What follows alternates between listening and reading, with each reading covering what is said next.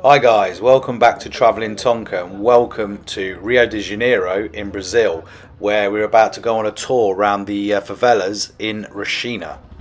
Firstly, I just want to let you know that we did actually do this visit with a tour guide who we met in Copacabana, and then he brought us in on the local bus and then took us around. You could possibly do it on your own, but I think for the safety element of it, it's definitely recommended to do it with a guide. What you can see now is we were taken to a place where you can get a drink, you can get beers and stuff. It's like a local shop which looks over a very big part of the favela, and if you look right down to the bottom there, you can see all those tall skyscraper style buildings. That's where the end of the favela is, and where sort of like the wealthier people live. Like, they live that close by each other. We spent a fair bit of time on this because this is on the top of a rooftop, so it was actually really nice. A lovely stunning view of the whole of it there, and you can sort of get an idea of how people live and the types of buildings that they live in, and things like that. And also, this was a chance for our guide. He sat down and explained a lot to us about what it's like living in there, what the crime's like, what, just what goes on in general day to day. This tour was organised through, I think it was either Viator or Get Your Guide, but there's quite a few on there. You just have to search around and see which one works for you. I think it was only sort of £25 per person, which is really good for what you got for a good few hours and a good journey round there. As you're about to see now, as we go up this rather eerie staircase, we were taken to another rooftop where they were performing capoeira and some local dances for us. So it was put on by the local children and a couple of adults that worked there as well, which was really interesting. This is just sort of like one of the initiatives that we were shown to help the sort of local children out and keep them away from crime, and just get them involved in something different.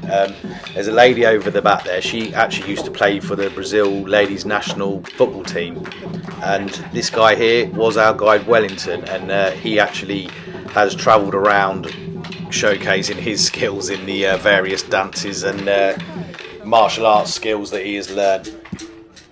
So just why you can enjoy these shots from the rooftop here with the dances and the capoeira, I just wanted to explain sort of how we felt walking around there. I mean, obviously we're taking on a tourist path, so it does feel okay and generally safe, but you can imagine going through all of these different, if you worked your way up all through the different areas of, because you can easily get lost in there. It's like a maze.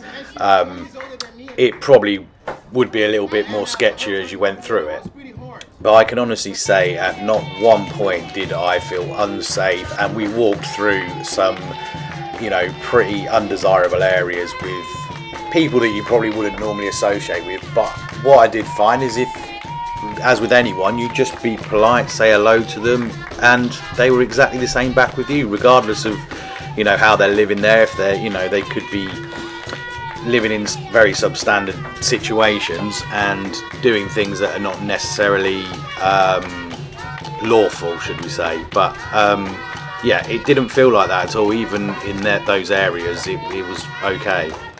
Obviously, the footage I do have is a little bit limited in parts, because we were sort of told to only film certain parts of it, and also sometimes you don't want to be filming everything because it feels a little bit too personal and invasive on the people that live there. But I tried to do it where I could and sort of give a representation of it. But yeah, there was places we were told to keep the cameras down or not take pictures or anything like that, so I don't have anything like that. But even, like I say, even in those areas, it didn't feel unsafe. Just as with anything, you've just got to be aware of your surroundings and just be vigilant. What did amaze me when I was walking through the some of these streets though is the communities that they actually do have there, and the shops. And I was walking around all of Rio, and all the shops all barred up and protected and stuff. All for around here, everything's open. It feels quite strange, because you would think it would be the other way around, but actually they obviously, most people trust each other and have a certain thing. You obviously have got probably issues with the drug side of it, but that is not a massively true representation of the whole of the favela.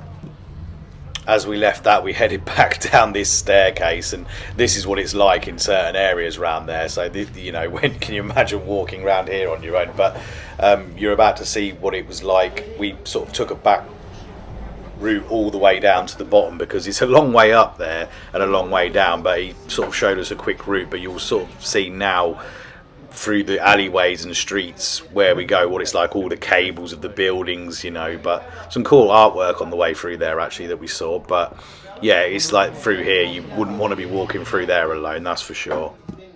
For an area that you would think is always described as the slums and that type of area, it's actually fairly clean. Like, I mean, it's not perfect obviously, but they definitely try and keep on top of it.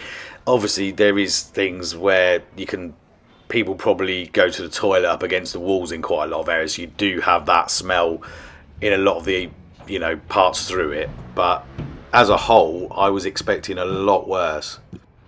Again, while we continue through all these back streets, you can just take a look for yourselves as you were going through. But I just wanted to say about the guide as well. He was very informative about what it's like to live there. He lived in this favela like most of his life. He has travelled outside of it for that capoeira side of things. He has managed to get abroad and do some other stuff and teach it elsewhere, but he still lives here, and he now does tours to give people a real insight as to what it's like. And it was very interesting as to what he was saying about how the government and police see this side of things as to what it's really like in there. As I only had a little bit of footage at the beginning of this video, you would have seen the vantage point that looked over the from the favelas down into sort of like that part of Rio. So they're really nice. They're really stunning views. We're now walking down. So we started off by walking all the way to the top and then back down. It's a long way. We're about to, once we get down to the bottom of these steps and out or back onto the street, we end up in the where all their shops, their food places, their drink places, and then even like an indoor market that we actually go through as well. One thing you do have to watch when you're walking around though, the motorbikes are everywhere, and they come from everywhere, from alleyways and wherever. So you've got to sort of keep your eyes on it. Even if you're with a guide, you still need to keep an eye out for anything like that. As you can see now, we're a bit more out in the open. We're sort of on the main road. Obviously the road sort of zigzags all the way to get to the top, but this is like the main bit. So again, it feels okay when you're walking around on the streets out here. I mean, I was still a bit careful when I had my camera out, because obviously you don't know if it's going to get snatched, hence why the view of this is not so good now, because I was sort of doing it sneakily. We did this tour in late July, and I think it's around about 4 p.m. it would be about now, so it's sort of starting to get a little bit darker, and but you can just hear everywhere. It's just buzzing. It seems like it's one of those places that just does not sleep at all. There's people out on the streets everywhere, and it's, from what we saw, probably most of the time. The bit that we're about to come up to is a really sort of there's a lot of people in this area, and there was people out eating, drinking, shopping, everything around there. And the guy did say to us, he says, you wouldn't even need a guide to come up here and just to visit that if you wanted to do that as an outsider. You're led to believe that it's incredibly dangerous around there, but he said you would be absolutely fine in that area. It's like anything, stay in the sort of main areas. Don't go up all down the back streets or anything, but the sort of bit we're coming down to now, he said you'd be absolutely fine coming back there, and people would welcome you with open arms. You'll be able to see what I mean now with the bike challenges. They're just everywhere as you coming down this street. But this is the sort of bit I was saying. It was just like, it was so lively around here. I mean, for the area you're in, I mean, you can see that the buildings and that, you wouldn't probably expect there to be these type of places down here. So, you know, I've no reason to doubt that it wouldn't be safe to come back down without him as well. So, I mean, obviously that would be your own personal preference, but it seemed perfectly fine to me. We're about to walk through some of the shops in the indoor market a little bit on the sort of way out, because we were getting the subway back home. Again, that seemed absolutely fine from it there as well. The indoor market pretty much has anything and everything there. If you've been to any parts of Asia or Southeast Asia, you'll know what I mean with the types of places there they are. They're just stall after stall of quite similar things actually, but you can go in there and obviously bar them down a little bit if you want.